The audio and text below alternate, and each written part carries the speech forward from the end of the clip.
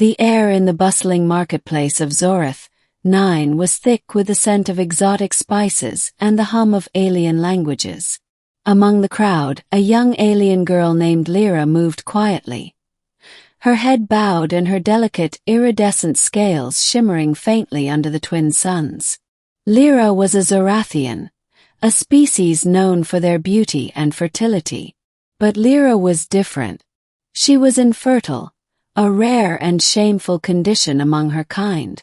As she navigated the stalls, whispers followed her like a shadow. "There she is, the barren one," sneered a male Zorathian named Kael, his voice dripping with disdain. Kael was tall, his scales a deep, vibrant blue, and his pride as sharp as the spines on his back. He had always been cruel to Lyra, mocking her at every opportunity. "Still wasting your time here, Lyra?" Kael taunted, stepping in front of her. "No one will ever want you. You're useless to our kind." Lyra's heart ached, but she kept her gaze down, refusing to give him the satisfaction of seeing her pain. She had heard these words 1,000 times before, but they never hurt any less.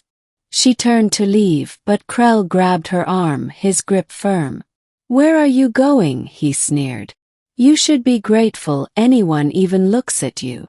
Before Lyra could respond, a deep, commanding voice cut through the air. "Let her go." Kael turned, his eyes narrowing as he saw a human soldier standing a few feet away.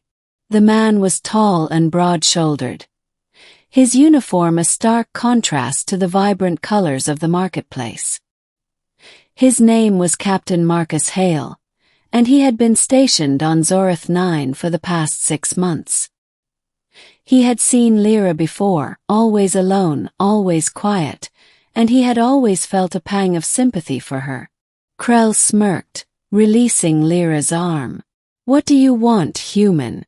This doesn't concern you." Marcus stepped forward, his expression hard. "It does when I see someone being treated like garbage. You should be ashamed of yourself." Kael laughed, a harsh, grating sound. "Ashamed? For speaking the truth. She's infertile, human. Worthless. No one will ever want her." Marcus's jaw tightened, and he glanced at Lyra, who was trembling, her eyes filled with tears.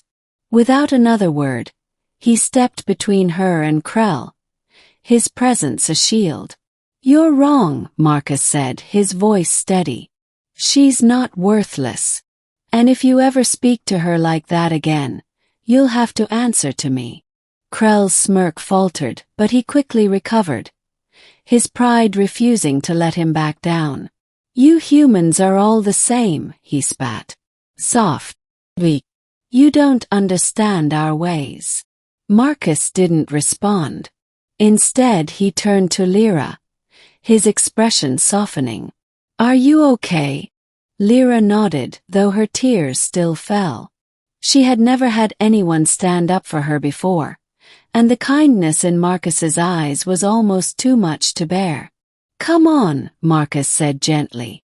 "Let's get you out of here." As they walked away, Kael's laughter followed them, but Marcus ignored it, his focus entirely on Lyra. He led her to a quiet corner of the marketplace, away from prying eyes, and handed her a cloth to dry her tears. "Thank you," Lyra whispered, her voice barely audible. No one has ever done that for me before." Marcus smiled, a small, reassuring smile. "You don't deserve to be treated like that, Lyra. No one does." Lyra looked up at him, her eyes wide with surprise. You know my name." Marcus nodded. "I've seen you around.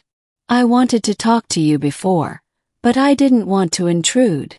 Lyra's heart fluttered, a strange warmth spreading through her chest. She had never had anyone show an interest in her before, and the feeling was both foreign and wonderful.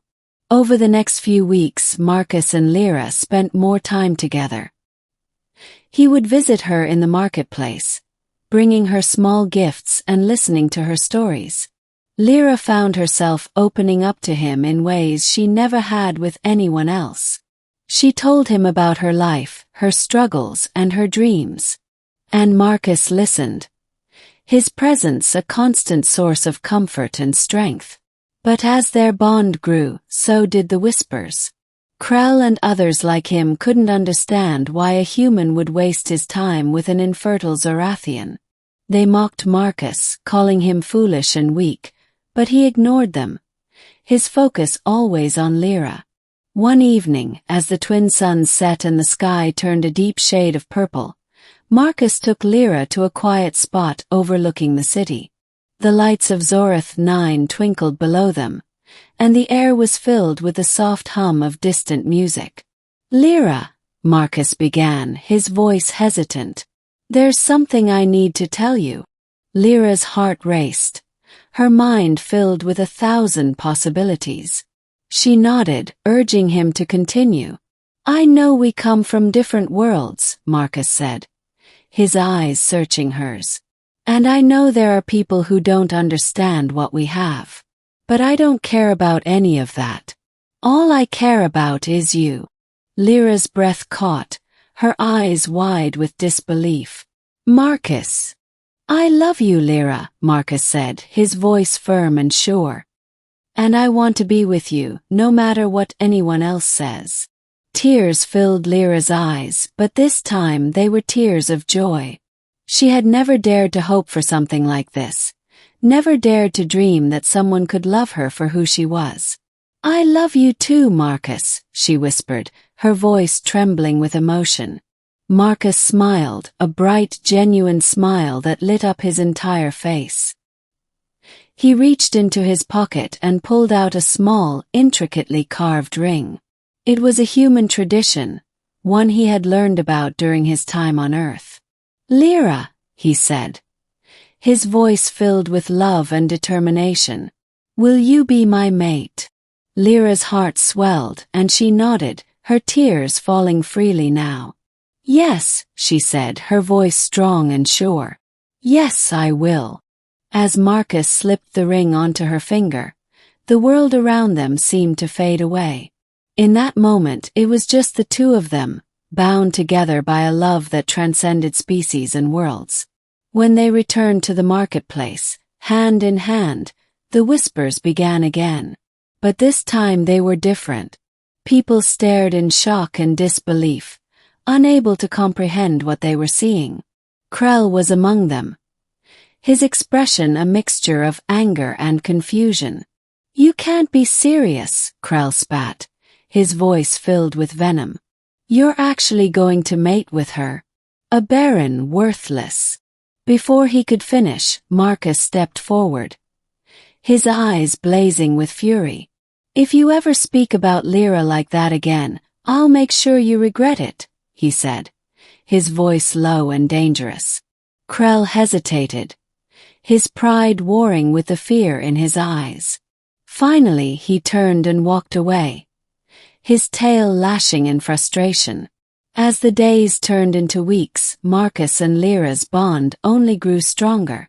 They faced challenges and prejudice, but they faced them together, their love a beacon of hope in a world that often seemed dark and cruel.